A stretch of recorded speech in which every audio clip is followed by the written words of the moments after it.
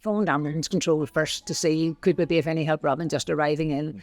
And the controller who was on that day was a gentleman that I had become acquainted with. I didn't know him in person. I'd spoken to him on the phone many times, obviously.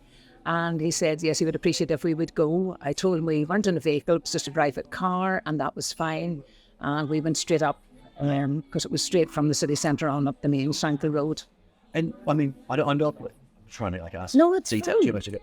So what were you presented with, particularly as from the perspective of a Red Cross person responding to an emergency? Right. Well, you're presented with the rubble, the silence. The silence is the most deafening part about an explosion like that.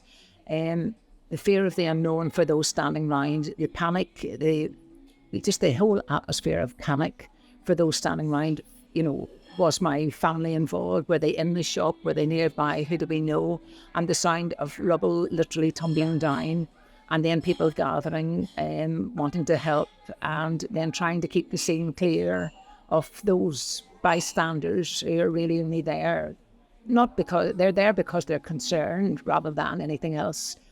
And then the men from the area came and formed a human chain and started clearing. We all went through clearing debris with our hands to try and find anyone who was involved.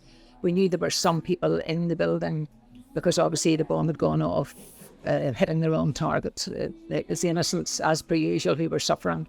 So we all just dug in with our own hands, and that was it. Sadly, at the end of the day, there were casualties and deaths as a result of.